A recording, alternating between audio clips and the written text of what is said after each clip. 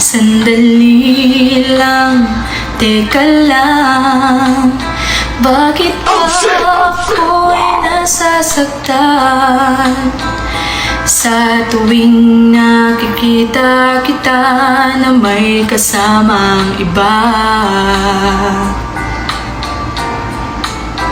Bakit ba ganito ang nararamdaman ng puso ko?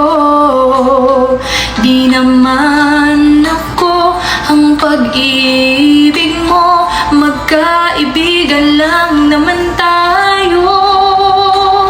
Dati hindi ko pansin ang iyong dating, kahit cute ka pa sa aking paningin. Ngunit di ko sadyang malalaman nito, ikaw pala ay iniibig ko.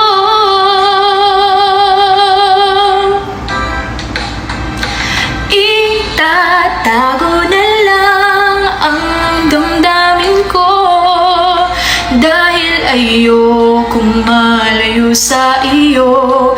Maghihintay lang na mapansin mo pag-ibig ko, na para lamang sa'yo.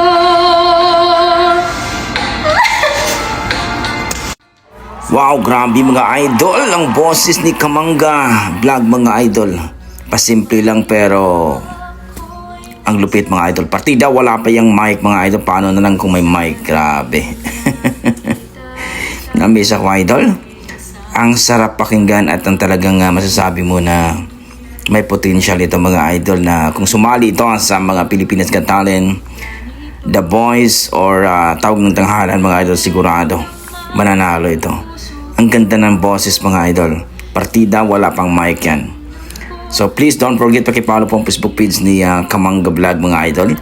Ilagay ko na lang po sa baba ang kanyang link mga idol. Grabe, ang ganda ng boses at talagang masasabi mong wow, panalo, palong-palo ka talaga dito mga idol. Boses palang ulam na. So kayo mga idol, ang masasabi nyo sa kanyang performance, sa kanyang rendition mga idol, na talagang ang sarap pakinggan mga idol. Please comment down below mga idol para ating pag-usapan. Yan ang ating mga dugong Pinoy mga idol pagdating talaga sa kantahan. Mamaw talaga. Grabe yung boses nito. Talagang mai-inlove ka habang pinapakinggan mo ang boses ni ate mga idol. Please comment down below mga idol at don't forget pakipollow po ang Facebook page ni Kamangga Vlog mga idol. God bless. Ingat po kayo lagi.